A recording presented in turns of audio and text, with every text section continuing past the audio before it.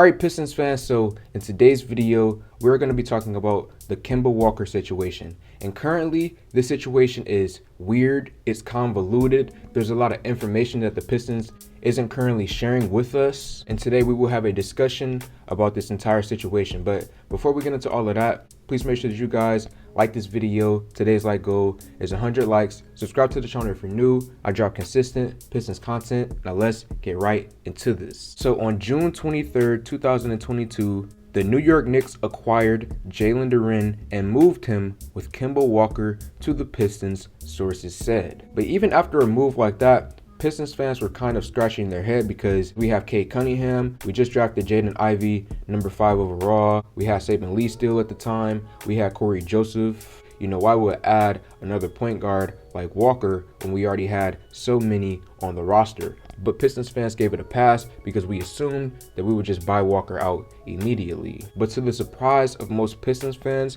we got very conflicting reports. Some reports said that we bought him out. Others said that the Pistons plan to keep him long term. We really didn't know for a long time, if Kemba Walker was still on the roster or not. But at this current point in time, we can verify that he technically is still on the Detroit Pistons payroll. He is currently a Detroit Piston. He still has 1 year left on his deal. He's getting paid $9.1 million per year. But we still haven't gotten any official statements by the Detroit Pistons as to their plans on what they want to do with Walker in the future. Will he stay as a Piston or will we buy him out? And here's a quote by Omar Sankofa, a local Detroit sports reporter, and he had this to say about the situation.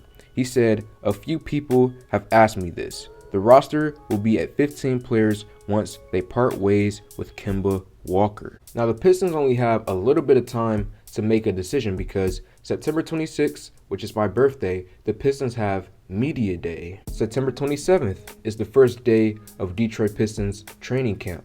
October 2nd is the Pistons open practice, and then October 5th against the New York Knicks is the Pistons' first preseason game. The Pistons don't have much time to make a decision. Kemba Walker, he's 32 years old right now. As I said earlier, 1 year left on his deal, getting paid $9.1 million. When we last saw Kemba Walker play, he averaged 11 points per game. He's a ball handler, he's a scorer, he's a playmaker. He's average at best on the defensive end of the floor. He's an inconsistent three-point shooter, and as he's aged, he's had more and more health issues. So, I really don't feel too strongly on either side. I believe if we kept Kemba Walker, I think it will also help out with the development of some younger guys on the roster like Hamidou Diallo, Cade Cunningham, Jaden Ivey. Just being around a veteran like Kemba Walker. He is a former all-star. Having someone like him in the locker room could definitely help out a lot of the younger guys. Now, it could take some minutes away from some guys who we wouldn't want, like